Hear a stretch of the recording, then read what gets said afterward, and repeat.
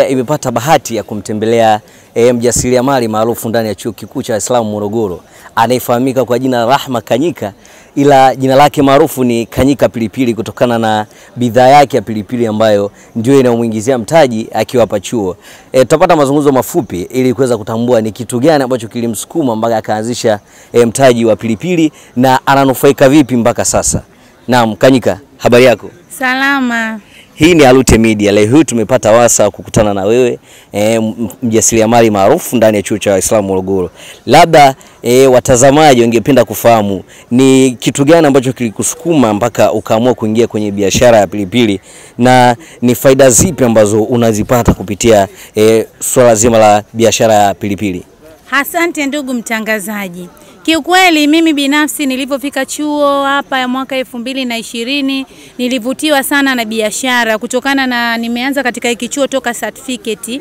Kwa hiyo kutokana na vile nilivyokuwa certificate hapa, maisha unavyojua ya mtu anayetoka form 4 anakuja chuo, na afu ukiangalia ni chuo kikuu, mahitaji yanakuwa ni mengi sana. Ukiangalia huu mkoa ulikuwa sio wangu, mimi kwetu ni Dar es Salaam.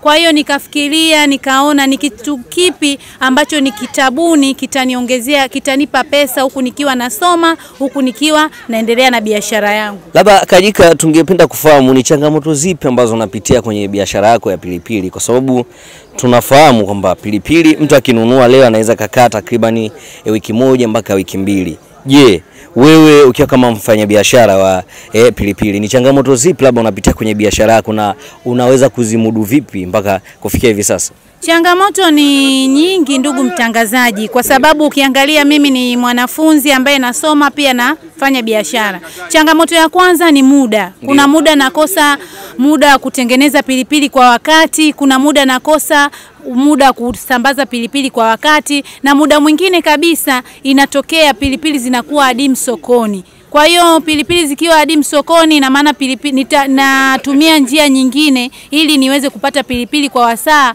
ambazo nitaweza kusambaza. Na changamoto ambayo nyingine inanikumba ni changamoto ambayo unakuta mtu unamuuzia pilipili, hayupo tayari kwa ajili ya pilipili, anakuja kukwambia ama pilipili yako ilikuwa hivi na hivi, kumbe kitu ambacho sicho. Mwingine unakuta naomba pilipili nitakupa pesa, hakupi pesa kwa wakati. Kwa hiyo ni changamoto kwangu mimi ambayo inanirudisha nyuma kwa namna hiyo. Labda ungependa kuwashauri nini wanafunzi ama watazamaji wote wa Alute Media ambao wanakutazama kwa hichi ambacho umekifanya, na kitu gani wakizingatia endapo mmoja wapo atatamani kuwa mjasiriamali kama wewe? Cha kuwashauri mabinti wenzangu, vijana wenzangu, ni kujitoa na kuwa utayari kwa ajili ya kufanya kitu.